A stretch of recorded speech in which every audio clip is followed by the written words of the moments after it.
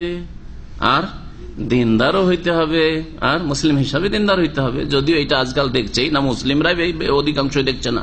জি হ্যাঁ, হ্যাঁ।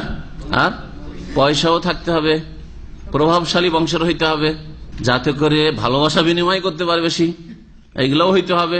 আর কি হইতে হবে? শিক্ষিতাও হইতে। আজকাল তো শিক্ষা দেখে, আরে মদিনা ফারিক হয়েও BA-MA পাস ছাড়া বিয়ে করতে চাই না। তালাক হোক আর যাই হোক, আর ওর কোথাও ভাবসাব থাক, সহশিক্ষায় পড়েছে, তারপরে বলছেন না কমপক্ষে তো বিয়ে পাস করা হইতে হবে। যদি এইরকম আমলের আলেম সমাজ হইতো তাদের কাজে কি হবে? তারপরে আপনার বাড়িতে সে স্ত্রী যেন অ্যাক্টিভ হয়, ঝাঁপ দিতে বললে ঝাঁপ দিতে পারে, উঠতে বললে উঠতে পারে, বসতে বললে বসতে পারে, আর সব কথাই যাতে শোনে, কখনো আমার সামনে কোনো ইতরাজ না করে, আর কোনো কথা যেন জবাব না দেয়। চাহিদার শেষ আছে, চাহিদার শেষ নেই। সবগুলি চাহিদা দুনিয়াতে পূরণ হবে, সবগুলি চাহিদা একমাত্র জান্নাতে পূরণ হবে, দুনিয়ার কোথাও পূরণ হবে না। কোন রাজা ধীরাজারও পূরণ হয়নি, আর হবেও না। বোঝা গেছে না? দুনিয়া হচ্ছে তিক্ততার জগৎ। এখানে তিক্ততা রয়েছে, তিক্ততা মিশানো রয়েছে। যতই স্বাদের জিনিস দুনিয়ায় থাক না কেন, আমোদ ফুর্তির জিনিস থাক না কেন, ভোগবিলাসের সামগ্রী থাক না কেন, তাতে মাঝে মধ্যে তিক্ততা অবশ্যই রয়েছে। সুতরাং আপনার স্ত্রী হয়তো দিনদার সুন্দরী নয়, অথবা দিনদার সুন্দরী কিন্তু অ্যাক্টিভ নয়। এই তাড়াতাড়ি জিনিসটা নিয়ে আসো, লটর পটর করছে, গাড়ি নিয়ে দাঁড়িয়ে আছেন, তাড়াতাড়ি নেমে এসো বাসা থেকে। জীবনও তাড়াতাড়ি নাম বেরোবো, যে কোনো সময় বাইরে নিয়ে বেরোলে মন খারাপ হবেই। একটু ধৈর্য ধরুন, কারণ ওর ভালো দিকগুলি দেখেন যে মাশাআল্লাহ আমার ছেলে মেয়েদের যত্ন নাই, এর মধ্যে ভালো মেলা দিক আছে, মাশাআল্লাহ আল্লাহ ভীরুতা আছে।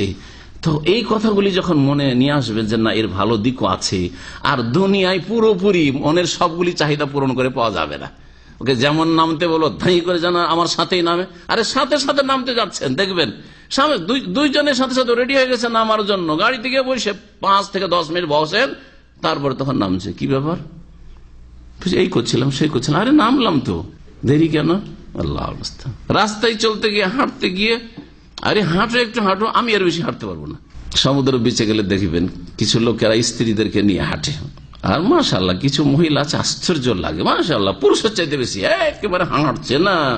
তো ওদের এই ভালো গুণটা আছে, হয়তো আপনার স্ত্রীর ওই গুণটা নেই, লটর পটর করছে, তা আপনাকে একটু ধৈর্য ধরতে হবে।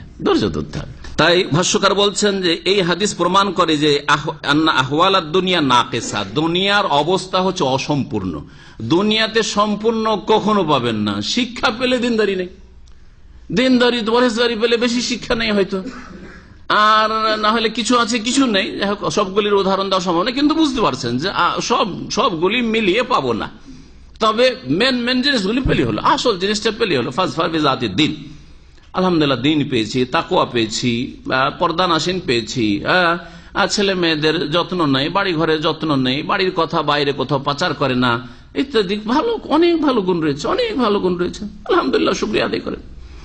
এইরকমই বোনদেরকে বলবো, স্বামীর ক্ষেত্রে সব গুণ ভালো পাবেন না, হয়তো রাগী কিন্তু দয়ালু, এটা হইতে পারে। রাগ আছে আমাদের অনেক ভাই, রাগও বেশি কিন্তু দয়াও বেশি, লাফাই রাগের ক্ষেত্রে আর পরেও তাড়াতাড়ি, তো ভালো গুণ।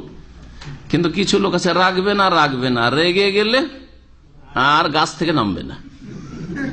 তো এইরকম স্বামীর চাইতে তাড়াতাড়ি রেগে যাওয়া লোক ভালো, তাড়াতাড়ি রাগলে অসুবিধা নেই, কিছু না বললেও কিছু 5 মিনিটে ঠান্ডা হয়ে যাবে, একটু পরে নিজে হাসতে শুরু করবে, ভালো। তাহলে ভালো দিকও আছে। অনেক সময় হয়ে গেছে, সুতরাং সংক্ষেপ শেষ করছি। স্বামী স্ত্রীর মাঝে যথাসাধ্য চেষ্টা করবেন যে মিলেমিশে চলি, ও কিছু মেনে নিক আমি কিছু মেনে নিই, কিন্তু